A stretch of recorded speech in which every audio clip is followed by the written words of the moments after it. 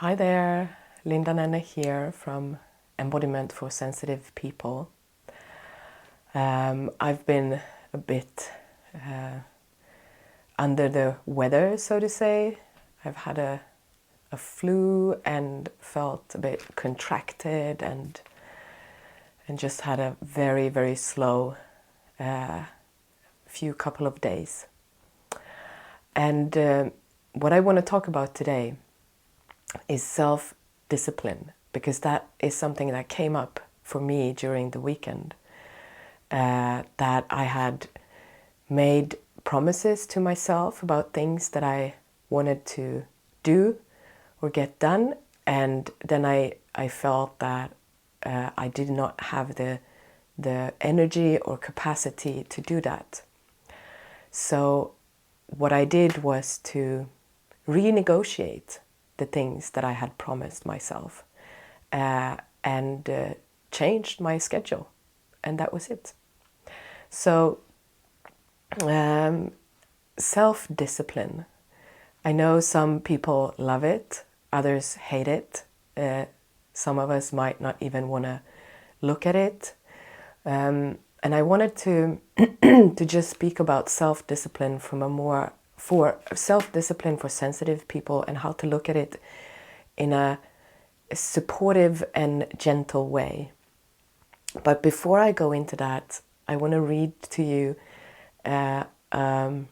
something I found on the beautiful internet, where you can find anything about self-discipline, and this very, I think, old way of looking at self-discipline that maybe a lot of us have sort of internalized, and that's why self-discipline can feel a bit ugh.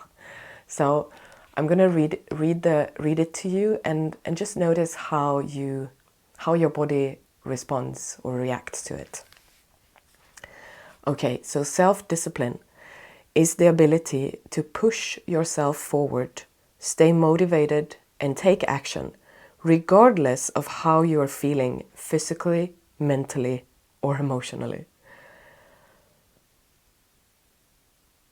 And take a moment to let that sink in.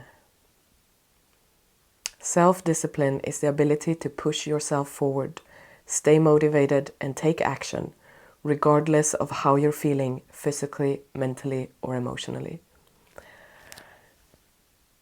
So when I look at self-discipline in that way, it just makes me want to run and hide. It makes me feel very, very uncomfortable and unsupported, and just like I do not want to be self-disciplined. But a more gentle and supportive way to look at self-discipline is that self-discipline is really about doing the things that you've promised yourself that you're going to do. So doing the things that you've promised yourself you're going to do, because you enjoy them, they make you feel good, they make you feel present in the moment. They might give you a long-term reward of some kind.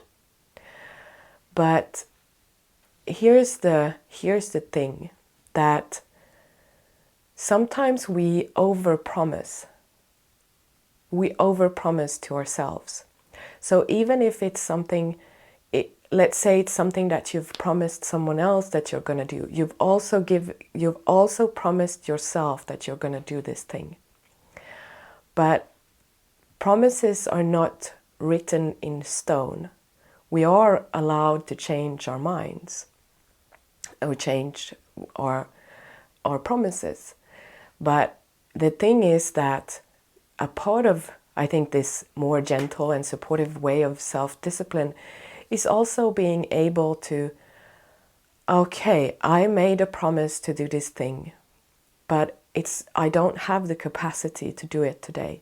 So that means that I'm going to have to be really honest with myself and with the people that are affected by this promise, to let them know and let myself know that this is not going to happen the way it was originally planned to happen, and then change course. So it's still taking action, instead of just letting it, oh, I'm not going to do this thing, and then I don't even want to touch the fact that I've promised this and I'm not going to do it, but to actually, okay, have the conversation with yourself and with the people that are involved in this promise.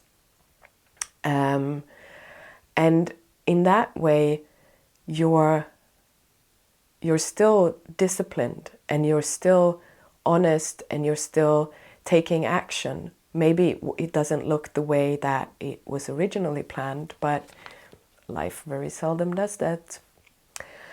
There was something else I wanted to say about this self-discipline. Yes, and it can also be to if you notice yourself often over-promising, that you often end up in this, oh, I said I was going to do this thing and now I don't have the capacity or the energy for it. It is to notice, okay, so these things that you promise, the goals that you set for yourself, who is setting the standard for these goals?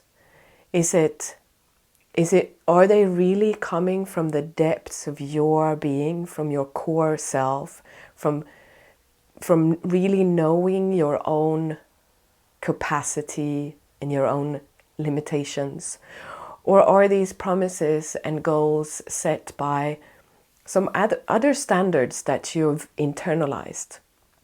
So who is dictating what is possible?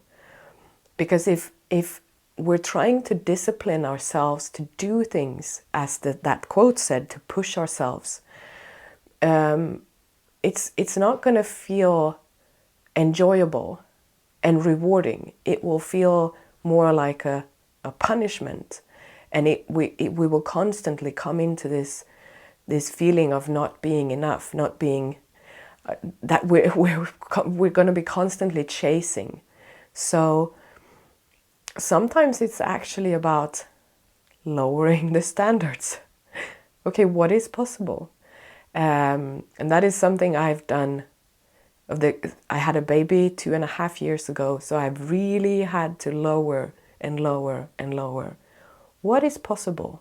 What is possible so that I can enjoy my day-to-day life, and that I can be and do and work and live life in a pace that doesn't feel like I'm being chased, but is actually that I am walking in a pace that's beneficial for me, that feels supportive. So that's a different way of looking at self-discipline. So maybe take a moment today to feel, is there anything I have promised myself, and know that includes things you have promised to other people, that I'm not able to fulfill the way I thought I was. Change that goal, change that promise, so that it's more authentic to what is possible for you. So that's a way of looking at self-discipline for sensitive people. And a part of being self-disciplined is to be motivated. So if we're not motivated, we're probably not going to do the thing that we promised ourselves to do. So next week I'm going to talk about motivation, and how there are internal motivations, external motivations, but there's also a motivation that is very unique to sensitive humans, and I'm going to touch upon that in my next video that comes out next week. So if you don't want to miss it, you can subscribe to my channel, and if you want to get notified when the video comes out and get some extra practices and things around the video, you can subscribe to my newsletter, to my community list. I'll put a link below where you can sign up, and you will get weekly emails. You can unsubscribe at any point if you feel that it wasn't for you. Okay, so if you resonate with this, or if it's like, just let me know what comes up for you, and you can leave a comment below. I love to hear from you. Okay, much love.